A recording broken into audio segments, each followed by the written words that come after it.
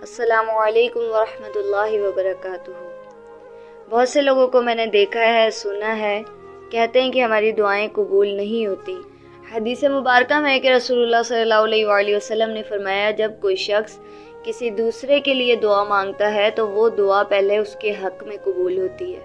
حضرت علی رضی اللہ تعالیٰ عنہ فرماتے ہیں کہ دوسروں کے لیے دل سے دعا مانگو تو تمہیں اپنے لیے دعا مانگنے کی حاجت نہیں رہے گی۔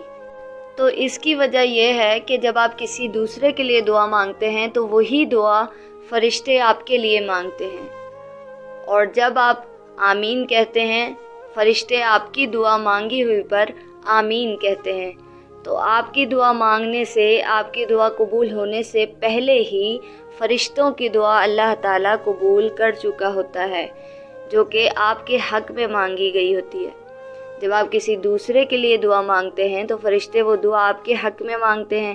جب آپ آمین کہتے ہیں، فرشتے آپ کی حق میں مانگے جانے والی دعا پر آمین کہتے ہیں، اور اللہ تعالیٰ ہماری مانگی ہوئی دعا سے پہلے فرشتوں کی دعا کو قبول فرماتا ہے۔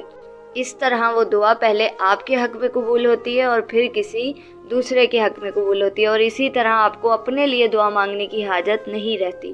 تو کوشش کیجئے کہ آپ زیادہ سے زیادہ دل سے دوسروں کے لیے دعا مانگیں۔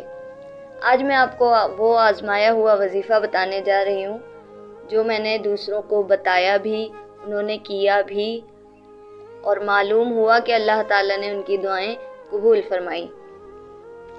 جو آپ 12 دن کریں گے انشاءاللہ اللہ تعالیٰ آپ کی دعائیں بھی قبول فرمائے گا۔